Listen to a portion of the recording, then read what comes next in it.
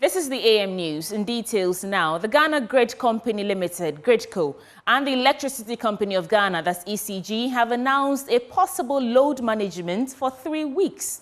In a joint statement issued on Thursday, June 13, 2024, ECG and GRIDCo clarified that the load management is necessary due to, quote, maintenance works being undertaken by a gas supplier in Nigeria and is projected to last 3 weeks. The statement reads, power supply issues, gas challenge from Nigeria. The Ghana Grid Company Limited and Electricity Company of Ghana wish to inform the public that due to a reduction in gas supply from Nigeria since yesterday, Wednesday, 12 June 2024, some areas across the country have experienced interruption in power supply.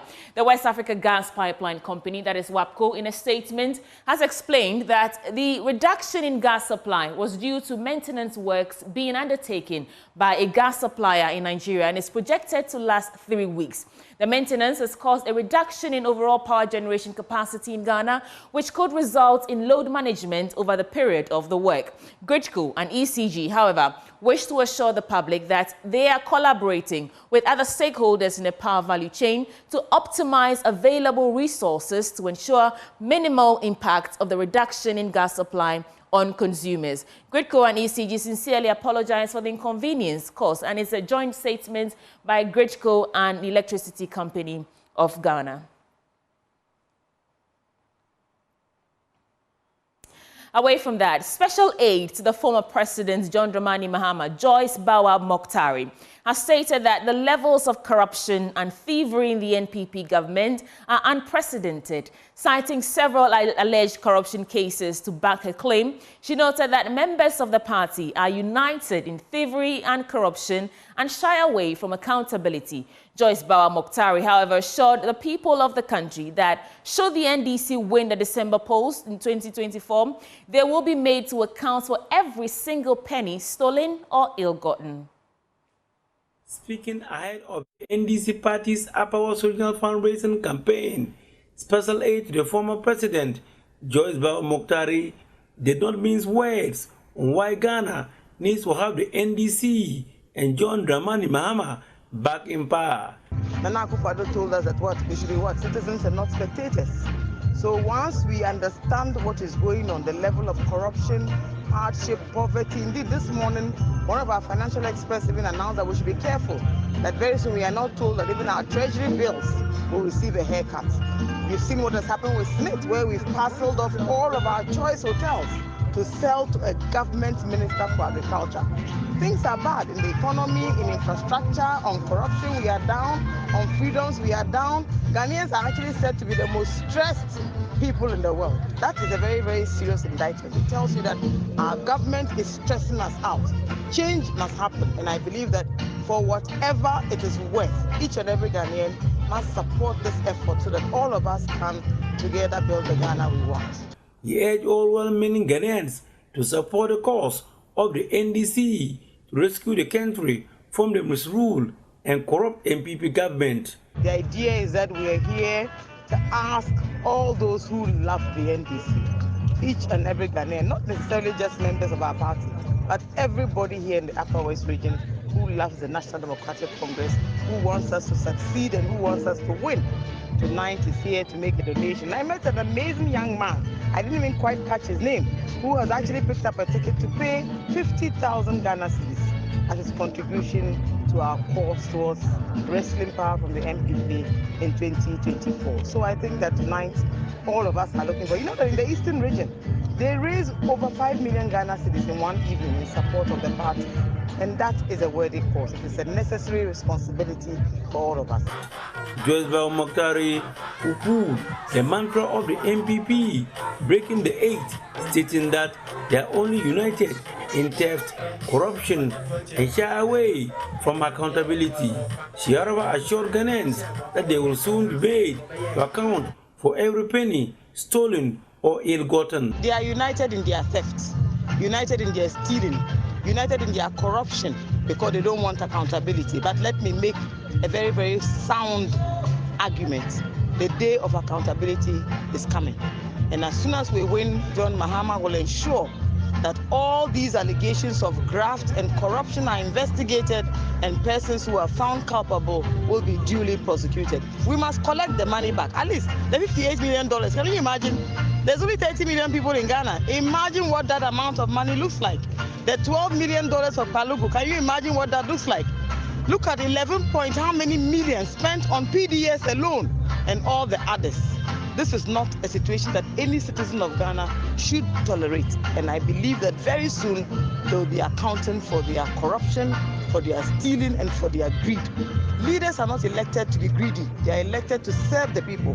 That is why we elect them. So I call on every well-meaning Ghanaian to work very hard to remove these stealers from office.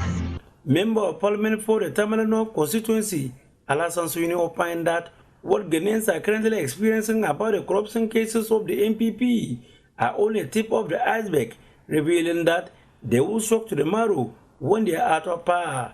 I mean, the corruption that is spoken about in this government is much worse than we currently can imagine. And that's why they say that it is only when the frog dies that you can actually, notice its full length. So if you are worried about the corruption that you are currently hearing about, just imagine what you will hear when they are no longer even in power to cover the others that are yet to come to the fore. It is a reason why we think that this year's election is a national exercise, it's a communal exercise, and we must all be part of that rescue effort. Reporting for Joy News, Rafiq Salam. Wow. The Director of Traditional and Alternative Medicine at the Ministry of Health, Dr. Anastasia Urinchi, has called for the promotion of traditional and herbal medicines from faith-based to evidence-based practices. Speaking at the opening of the Executive Prostate and Herbal Center in Accra, she urged the government to invest in and regulate these practices to ensure efficacy and build public interest and trust. The Executive Prostate and Herbal Center, a part of Ghana Herb Therapeutics, a leading herbal pharmaceutical producer in Ghana, offers products like Ghana Balm, Prostajoy, MC 500 Ghanaman, and Crypto 400. The facility in Medina includes consulting rooms, a modern laboratory, ultrasound departments, a dispensary, OPD, administrative offices, and an IT desk. Its vision is to provide accessible and affordable herbal medicine while adhering to WHO standards. At the opening ceremony, Dr. Anastasia Urinchi, Director of Traditional and Alternative Medicine at the Ministry of Health, emphasized the need for evidence-based promotion of herbal treatments. The orthodox, either sooner or later, will give you some unwanted side effects. This is something that we don't have to argue about. It's a known history. So for us, traditional medicine, I think we have lost a heritage, which over the years, all governments, successive governments, including our current government, are seeking to redress, are seeking to promote traditional and alternative medicine. The olden days, they didn't add science. They were believing based on faith-based. We were believing on histories. We were believing on testimonies. But now we live in an evidence-based era where people need to see evidence that, yes, you are telling me herbal medicines work. What and what do they do? And when I take, what are the expectations that I should expect? So the evidence is there. And now, like I told you, the government is throwing his weight so much on the development of herbal medicine. CEO and manager of the Executive Prostate and Herbal Center, Dr. Nutifafa Techi, has also urged herbal medicine producers to add value and empirical evidence to their products to overcome doubts about traditional and herbal medicines. Our doctors, our pharmacists, doctors ones, were trained with big pharma. They were trained with big pharma drugs. So that's what they know. All the evidence, the research that they've been doing are all with the big pharma drugs. Okay? Herbal medicines, most of them in our part of the world doesn't have empirical evidence to its safety, its efficacy, and its quality. We don't have it. So before we can erode that skepticism about herbal medicine, we need to add empirical evidence, which is expensive to do. But those of us who are doing it, Ghanaians need to accept us. The doctors, the pharmacists need to accept our medication, because Prostajoy, Say 500, Ghanaman, and all our drugs they have a lot of empirical data, scientific research data to back the claims. Located on the UPSA road in Medina, the Executive Prostate and Herbal Center offers services for prostate diseases, general OPD cases, lab scan services, infertility treatment, and many more.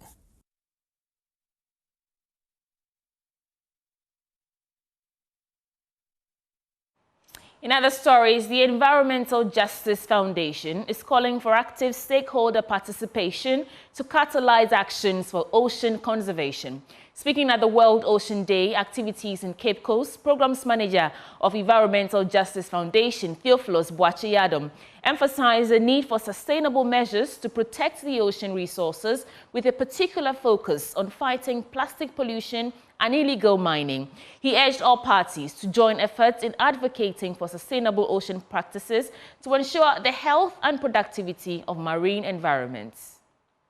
Boache-Yadom says there are already deep concerns about the dwindling fish stock in the sea, and the phenomenon, coupled with plastic pollution and the effect of galamsey activities, is extremely worrying. The Programs Manager of the Environmental Justice Foundation says an active stakeholder intervention is required to deal with the menace.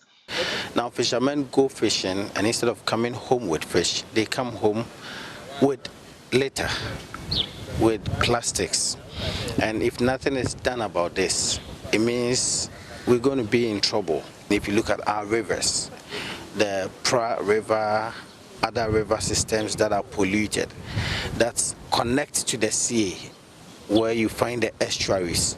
The estuaries are the areas that you find mangroves that really harbor a lot of the younger fish, or the baby fish, if I should call it that, that they survive over there and then go back into the ocean for survival. And all these mangrove areas which are the connecting points between rivers and the ocean are polluted heavily with mercury.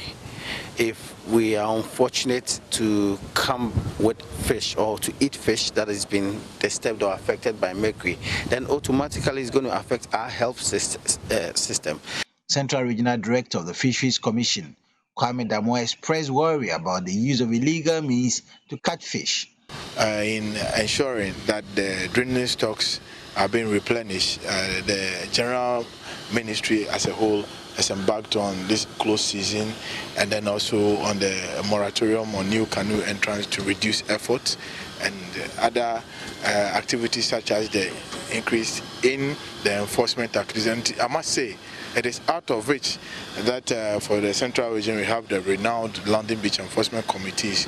We also realize that our staff strength is not that much, coupled with the fact that the police cannot be everywhere. We formed the London Beach Enforcement Committee to be able to give us credible and reliable information to be able to deal with the perpetrators. Chief Fisherman of Eja, Nana Kwabia Abebiu III, called for a collaboration between the chief fishermen and the various traditional leaders at the coastal belt of the country. We are calling on the custodians of our land, that is the Omahins in the coastal areas, to summon all chief fishermen, whoever is involving in this IUU in that community, should be sanctioned or should be warned, so that all chief fishermen will come together and sing one song in order to combat the IUU or the chemical fishing, the light fishing, dynamite and all those things. The World Oceans Day is marked to highlight the immediate protection measures for the marine resources. Away from that, the University of Health and Allied Sciences in the Volta region has committed to international collaboration to contribute to enhancing human resources in Ghana's health sector. It has so far engaged about 55 international collaborations with universities across the world to build the capacity of faculty and improve the training of students. Speaking at the celebration of the University of Health and Allied Sciences International Day, the Vice-Chancellor, Professor Lydia Aziato, announced the latest collaboration with York University in Canada. Of Health and Allied Sciences International Day was instituted to celebrate cultural diversity in the campus community that harbors people of different races. Currently, UHAS has 25 international faculty members contributing to the university winning international awards and recognition within its 12 years of existence. Addressing the UHAS International Day, Vice-Chancellor of the university, Professor Lydia Aziato, emphasized the university's urge to leverage international collaborations. This partnership helped us to train 9 faculty members in their PhD programs. And that is good because the university started with faculty who are early career with masters. So having 9 faculty members trained is very, very, very commendable. The partnership also helped us to strengthen our clinical placement issues, which we call the vocational training. And we are grateful to our partners from York University. We are also grateful to the University of Alberta in Canada, the Queen Elizabeth Scholarship Program, that is going to take about 4 of our faculty members to Canada, and we are grateful. The Dean of International Faculty, Professor Eric Takan, who is a Cameroonian, lauded the hospitality of Ghanaians and the enabling and fair environment created by UHAS for non-Ghanaian nationals to strive in the campus community. I see equity in the system in such a way that if a foreigner can rise to this rank, it gives us, those of us around here in Ghana, motivation to work extra hard. If I can do it, it means others too can do it. So Ghanaians are a hospitable people. Otherwise, I came here since 2015. If they were not hospitable, I would have left. So I count it a great joy to serve the university and Ghana at large in this position. The International Day was climaxed with a cultural performance from faculty members who came from Nigeria, Cameroon, and Cuba.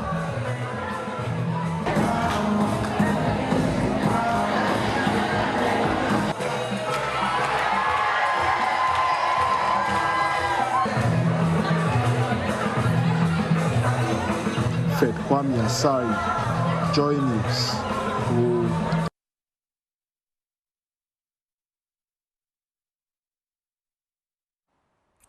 And our Presec Legon began their championship title defense as 15 schools clashed in the first series of the contest for academic supremacy in the Goyle Regional Championship of the National Science and Maths Quiz. While the school holds the record for winning the regional championship title back-to-back, their contenders are poised to ward them off another entitlement. Adobe Asari has more in this report.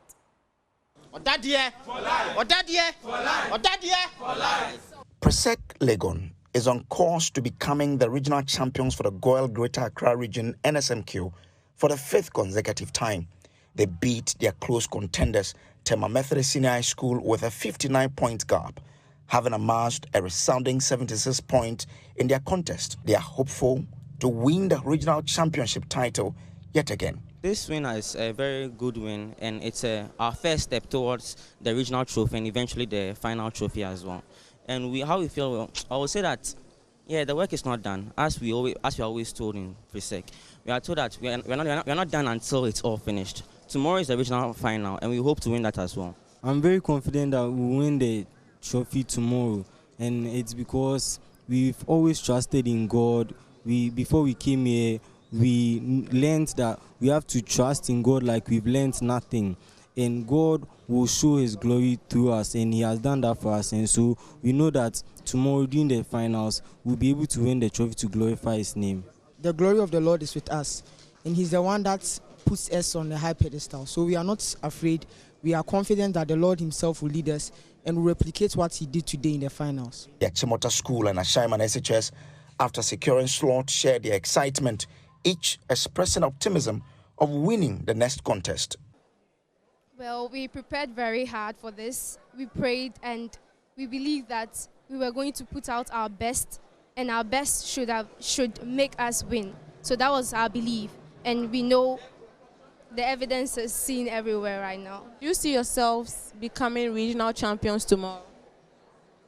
With God and with our efforts, why not? I just feel good. I don't know. Everything was like, Remy's going to win, but God on our side, we won and we are happy about it. We are very glad and we thank God for that. So you beat your contenders with just 1 point. Doesn't that put fear in you? Nah, because I believe in my boys, they can do their work. Very simple. And they did it marvelously for me. Yes. So the prize is won. We love you, Ashasek. We love you. Ashamoisida, we love you. Actually, we came here with a force through a distance, and we know that the work is done already. But there was doomso whilst the students were engrossed in a heated competition.